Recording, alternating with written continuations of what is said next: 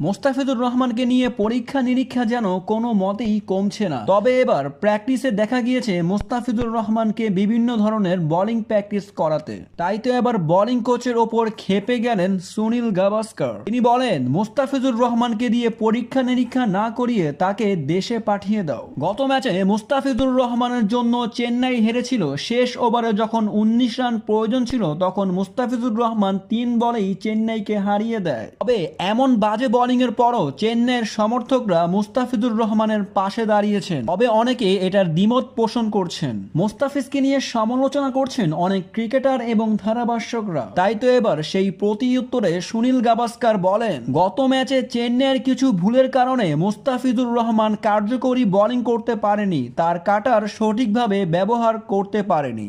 তার পাশাপাশি তার ফিল্ডিং সেটআপেও কিছু ভুল ছিল। সবচেয়ে বড় ভুল ছিল সে ডানহাতি ব্যাটসম্যানদের বিরুদ্ধে ডান দিকে বোলিং করতে, কিন্তু এর আগে আমরা দেখেছি অ্যান্ড্রে রাসেলের বিরুদ্ধে বোলিং করতে বাম দিকে। এখানে অ্যান্ড্রে রাসেল একের পর এক বল খেলতে পরাস্ত হয়েছেন। তবে কেনই বা স্টয়নিসের বিরুদ্ধে মুস্তাফিজুর রহমান ডান দিকে বোলিং করলেন, সেই বিষয় নিয়ে প্রশ্ন তুলেছেন সুনীল গাভাস্কার। তাই তো চেন্নাইয়ের টিম ম্যানেজমেন্ট এবং কোচকে সুনীল গাভাস্কার সরাসরি বলেন তাকে দেশে পাঠিয়ে দাও, এত পরীক্ষা নিরীক্ষা না করে মুস্তাফিজকে তার স্লোয়ার কাটার করতে দাও। তবে আরও জানতে এই চ্যানেলটিকে এখনই সাবস্ক্রাইব করুন।